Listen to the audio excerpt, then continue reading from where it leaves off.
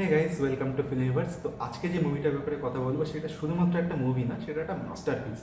আমরা এরকম অনেক মুভি দেখে থাকি যেগুলো বারবার আমাদের দেখতে ইচ্ছে করে বা আমরা বাকেট লিস্টে রাখি, সেই রকমই এটা একটা মুভি। বাট এটা কোনো একটা ফিকশনাল কোনো স্টোরি না, এটা বায়োগ্রাফি। বায়োগ্রাফি হচ্ছে সেরেনা উইলিয়ামস আর ভেনাস উইলিয়ামসের বাবার উপর বেস করে। ওনার নাম হচ্ছে রিচার্ড উইলিয়ামস আর মুভিটার নাম হচ্ছে কিং রিচার্ডস, যেটা অলরেডি নেটফ্লিক্সে অ্যাভেলেবেল আছে। তো আমি মুভিটার ব্যাপারে জাস্ট একটাই কথা বলবো যে মুভিটা অসাধারণ মুভি।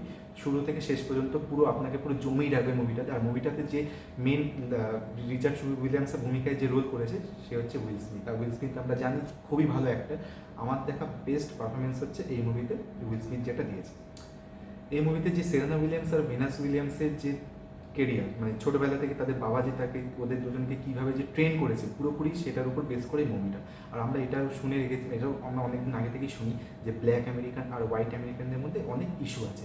সেই ইস্যু থাকাকালীনও রিচার্ড উইলিয়ামস কীভাবে তাদেরকে, মানে তার দুই মেয়েকে পুরোপুরি ফোকাস রেখেছিল, মানে সব কিছু অনেক কিছু তাকে প্রবলেম ফেস করতে হয়েছে ইভেন তার ফ্যামিলি থেকেও। যদিও সব পুরো ফ্যামিলি খুব সাপোর্টিভ, কিন্তু তার তো ওয়াইফের সাথে অনেক কারণেই কিছু ঝামেলা এরকম হতো, যেটা আপনার মুভি দেখলেই আপনারা বুঝতে পারবেন।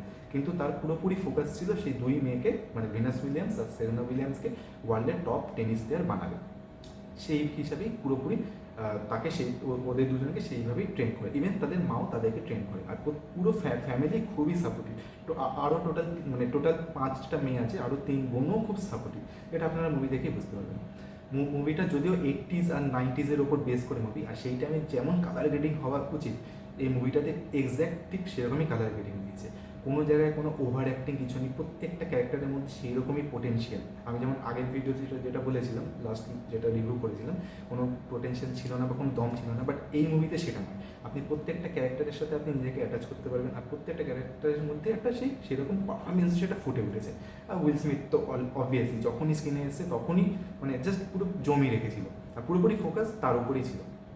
তো মুভিটা নেটফ্লিক্সে অ্যাভেলেবেল আছে। আমি সবাইকে স্ট্রংলি রিকমেন্ড করছি মুভিটা দেখার জন্য। কোনো ডিসঅ্যাপয়েন্টমেন্ট হবেন না।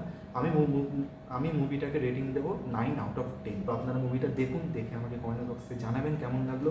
তো দেখা হবে তাহলে নেক্সট ভিডিওতে। আজকের জন্য এখানেই শেষ করছি। Thank you so much for watching.